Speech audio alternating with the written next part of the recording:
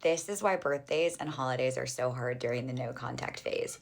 When I am working with a client on a breakup, we assess the levels of grieving that we are doing throughout the process of a breakup. We don't just think about grief when someone actually passes away or when they are going to pass away and we're preparing for that.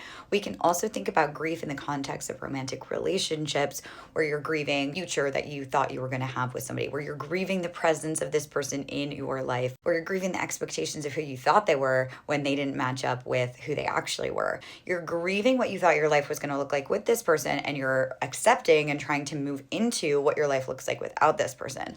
Birthdays are so hard because they are this tangible touch point where there can be a lot of implicit or explicit expectations from a person, whether or not this person is going to reach out. It's a reason, it's an excuse. Why do all the exes come out of the woodwork like the week of Thanksgiving? Like, it is a thing that if somebody is going to re-enter your life, they may do it around your birthday because it's a reason to reach out. It's a reason to text. So sometimes in the no contact phase, this happens where you were going strong on not talking to this person and then one of you uses it as an excuse. Or sometimes in the no contact phase, there is an upheaval of another feeling of grief that you experience when a birthday passes and the person doesn't reach out.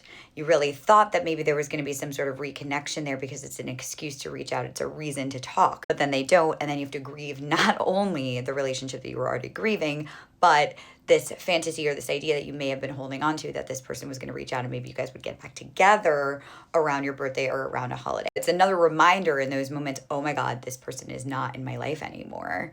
That's crazy. It's another Christmas. It's another birthday without this person. Thought this time was going to look like this. Your life doesn't necessarily look bad. Maybe your life is so much better without this person in it, but it's an expectation that you had that you now have to grieve on top of grieving the person, on top of grieving the relationship that you may have already been doing. That is why it's one, important to stay strong in these moments, two, important to have self-compassion for yourself because you're grieving a lot of things at once, and three, why people stay in your life sometimes because they come out of the woodwork and break no contact during these moments. In the breakup process, there's a lot going on. I want you to be gentle with yourself, but also understanding this concept may help you to talk through the expectations and the reality of how things are playing out. And maybe that might help you process the relationship rather than not feeling in control of what's happening and having it just kind of happen to you.